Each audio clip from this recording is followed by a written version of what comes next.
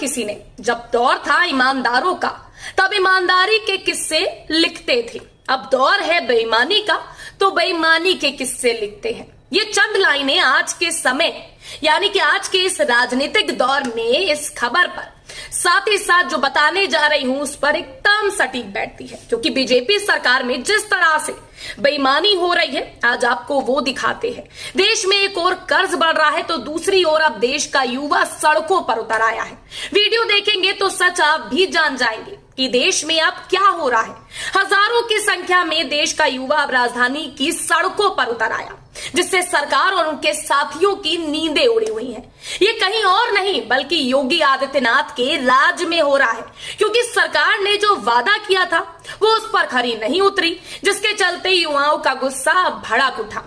तो वीडियो आप जरूर देखिएगा ताकि सच आप भी जान सके।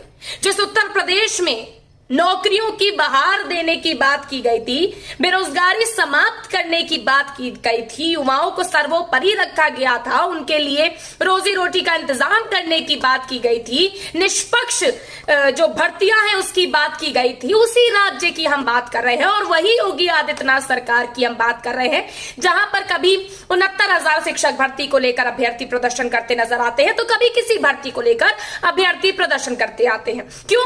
क्योंकि युवकों में रोष आ जाता है। जब थके हारे युवक कुछ कर नहीं पाते तो सड़कों पर उतर आते हैं। हालांकि उन्हें समझना चाहिए ना कि सरकार अभी व्यस्त है, 2024 के चुनाव में आपकी भर्ती पर भी नजर डाली जाएगी। लेकिन ये बातें बात की है, पहले जरा इस वीडियो को देखिए।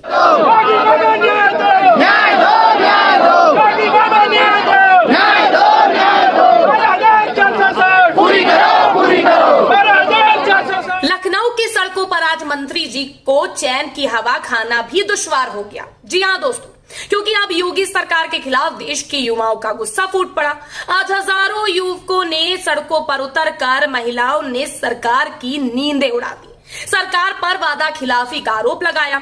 युवाओं ने प्रदर्शन किया और सड़कों से हटने पर भी मना कर दिया।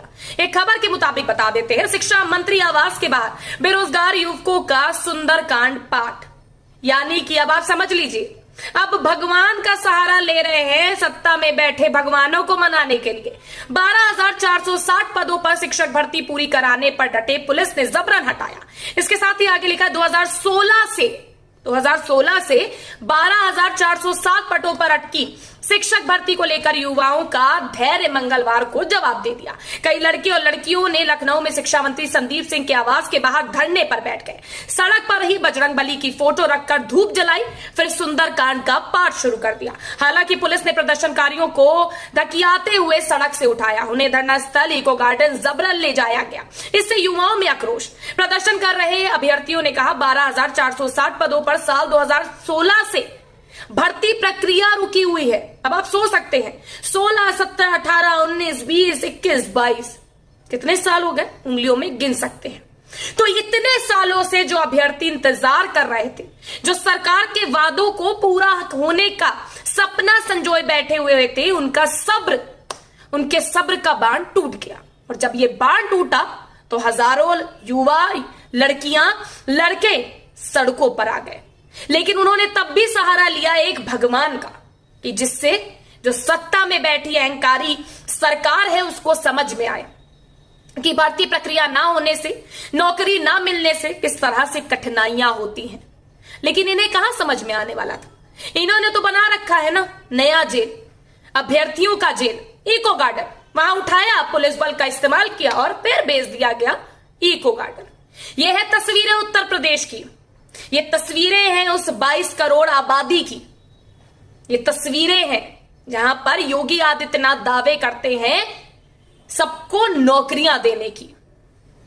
तमाम जतन के बावजूद बता दें, जो 12,460 पदों पर 2016 से प्रक्रिया रुकी हुई है भर्ती, वो उस पर अभी कोई निर्णय नहीं हो रहा है। प्रदर्शन कर रहे संजय कुमार ने भी बताया 24 अप्रैल को मंत्री संदीप सिंह से बात हुई थी। उन्होंने हमारी बात सुनने के बाद काम करने का वादा किया था, बावजूद इसके उन्होंने कोई काम नहीं किया। आज हम मंत्री जी को उनके वादे याद दिलाने पहुंचे तो पुलिस जबरदस्ती यहां से उठाकर इको गार्डन ले जा रही है। हम कोई अनर्गल काम नहीं कर रहे, हम न्याय मांग रहे हैं। हमारे ऊपर मुकदमा दर्ज कराने की धमकी दी जा रही है। प्रदर्शन कर रहे राकेश ने कहा, बेसिक शिक्षा विभाग के 12,460 पदों पर यह भर्ती होनी थी, आधे पदों पर भर्ती हो भी गई। फिलहाल 6,000 अभ्यर्थियों को नियुक्ति देना बाकी है। मामला हाईकोर्ट में है। जज साहब लगातार सरकार से अपना पक्ष रखने की बात कर रहे हैं। उन्होंने कहा कि सरकार की तरफ से हर बार आगे की तारीख ले ली जा रही है। 21 जुलाई को अब हाईकोर्ट में सुनवाई होनी है। 5 साल से ज्यादा समय हो चुका है।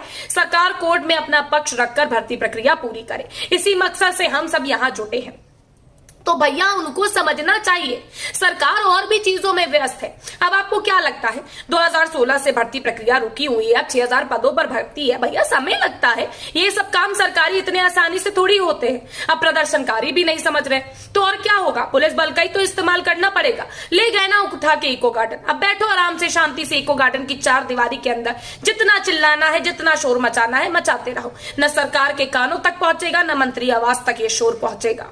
वहीं ट्विटर पर भी इस मामले में जबरदस्त प्रतिक्रियाएं देखने को मिली। एक यूजर ने लिखा है #लखनऊ 12,460 शिक्षक अभ्यर्थी भर्ती अभ्यर्थी हनुमान चालीसा सुंदरकांड पाठ करके नियुक्ति मांग रहे हैं। बेसिक शिक्षा मंत्री संदीप सिंह के आवास के बाहर धरना चल रहा है। अभ्यर्थियों की नहीं तो हनुमान जी की लाज रख ली जाए, उन्हीं की सुन ली जाए। अब लोग भी इस तरह की प्रतिक्रिया दे रहे हैं, लेकिन लोगों को ये नहीं पता, उन विचारों को ये नहीं पता कि होगा तो वही जो सत्ताधारी चाहेंगे, और जब वोट दिया है तो ये सहना भी पड़ेगा। इसीलिए कहते हैं कि करने से पहले सोचना चाहिए। एक और यूजर ने लिखा, बेसिक शिक्षा मंत्री संदीप सिंह के आवास पर धरना दे रहे शिक्षक अभ्यर्थियों को पुलिस ने हटाना शुरू किया। 12,460 शिक्षा अभ्यर्थी के अभ्यर्थियों ने बेसिक शिक्षा मंत्री संदीप सिंह के आवास का घेराव किया। लगातार नारेबाजी कर रहे हैं, धूप में कर रहे हैं शुद्धि बुद्धि यज्ञ और हवन पूजन। लेकिन ये शुद्धि बुद्धि हवन यज्ञ करने से न शिक्षा मंत्री जी जागेंगे, न मुख्यमंत्री योगी आदित्यनाथ जागेंगे। तो क्यों जाइए इको गार्डन, वहां करिए जितना शुद्धि बुद्धि करना है।